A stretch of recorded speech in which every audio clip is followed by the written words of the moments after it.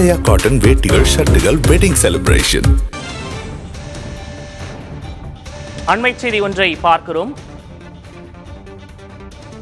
டெல்லி முதலமைச்சர் கெஜ்ரிவாலுக்கு இடைக்கால ஜாமீன் வழங்கப்பட்டதற்கு முதலமைச்சர் மு.க.ஸ்டாலின் வரவேற்பு தெரிவித்துள்ளார். டெல்லி முதலமைச்சர் கெஜ்ரிவாலுக்கு இடைக்கால ஜாமீன் வழங்கப்பட்டதற்கு முதலமைச்சர் மு.க.ஸ்டாலின் வரவேற்பு தெரிவித்துள்ளார்.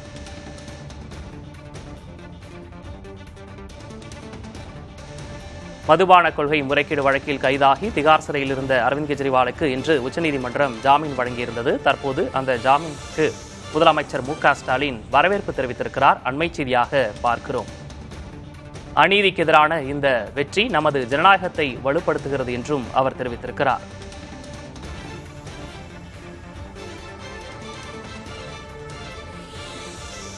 அநீதிக்கு எதிரான இந்த வெற்றி நமது ஜனநாயகத்தை வலுப்படுத்துகிறது என்றும் முதலமைச்சர் மு.க.ஸ்டாலின் தெரிவித்திருக்கிறார். கூடுதல் விவரங்களோடு செய்தியாளர் ஸ்டாலின் இணைந்திருக்கிறார். ஸ்டாலின், இப்போ முதலமைச்சர் வெளியிட்டுள்ள அந்த வரவேற்பு செய்தியில வேற என்னென்ன விவரங்கள் இருக்கு? விக்னேஷ், ஆம் ஆத்மி ஒருங்கிணைப்பாளர் அரவிந்த் கெஜ்ரிவாலுடைய இடைக்கால ஜாமீன் தற்போது உச்சநீதிமன்றம் வழங்கியிருக்கக்கூடிய நிலையில் அதனை திமுக தலைவரும் தமிழ்நாடு முதலமைச்சருமான மு.க.ஸ்டாலின் தற்போது வரவேற்றிருக்கிறார். இந்த செய்தி என்பது மிக முக்கியமான செய்தியாக இன்றைய நிலையில் மிக முக்கியமான செய்தியாக பார்க்க வேண்டியது இருக்கிறது என்றும், இது நீதியை மட்டும் நிலைநாட்டவில்லை, தங்களுடைய இந்தியா கூட்டணியை மேலும் வலுப்படுத்தி இருப்பதாகவும் தன்னுடைய வாழ்த்து செய்தியில் முதலமைச்சர் மு.க.ஸ்டாலின் இதனை குறிப்பிட்டிருக்கிறார்.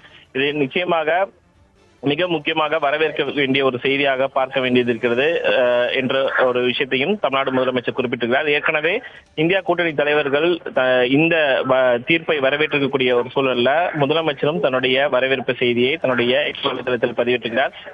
மேற்கு வங்க முதலமைச்சர் மம்தா பானர்ஜி மற்றும் தேசியவாத காங்கிரஸ் தலைவர் சரத்பவார் உள்ளிட்டவர்கள் இந்த தீர்ப்பை வரவேற்றிருக்கக்கூடிய நிலையில் இடைக்கால ஜாமீன் அரவிந்த் கெஜ்ரிவாலுக்கு இன்றைய சூழ்நிலையில் வழங்கியிருப்பது மிக முக்கியமாக வரவேற்கக்கூடிய ஒரு அம்சமாக பார்க்க வேண்டியது என்றும், இது நீதியை நிலைநாட்டிருப்பதாகவும் தற்போது தமிழ்நாடு முதலமைச்சர் தன்னுடைய எக்ஸ் வலைதளத்தில் குறிப்பிட்டிருக்கிறார்.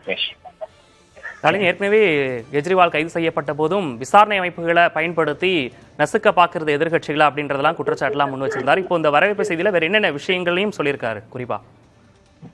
விக்னேஷ், நீங்க குறிப்பிட்டது மாதிரி ஆம் ஆத்மி ஒருங்கிணைப்பாளர் அரவிந்த் கெஜ்ரிவாலுடைய கைது விவகாரத்தை பொறுத்தவரை இந்தியா கூட்டணி தலைவர்கள் மட்டுமல்ல பல்வேறு அரசியல் கட்சி தலைவர்கள் தொடர்ச்சியாக தங்களுடைய எதிர்ப்பை பதிவு செய்திருந்தார்கள்.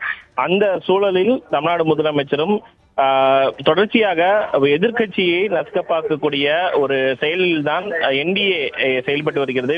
குறிப்பாக மத்திய பாஜக அரசு இது போன்ற செயல்களில் ஈடுபட்டு எதிர்கட்சிகளுடைய தேர்தல் பிரச்சாரங்களாகட்டும் பிற விஷயங்களையும் முடக்க பார்க்கிறது என்ற ஒரு விஷயத்தை குறிப்பிட்டிருந்தார்கள். இந்த ஒரு சூழலில் உச்சநீதிமன்றம் இடைக்கால ஜாமீனை வழங்கியிருக்கக்கூடிய நிலை, அரவிந்த் கெஜ்ரிவாலுக்கு இடைக்கால ஜாமீனை வழங்கியிருக்கக்கூடிய நிலையில் மேலும் அடுத்ததாக 4 கட்டங்களாக தேர்தல் நடைபெற இருக்கிறது.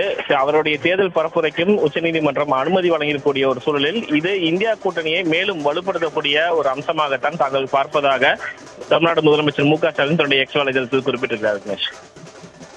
விவரங்களுக்கு நன்றி ஸ்டாலின்.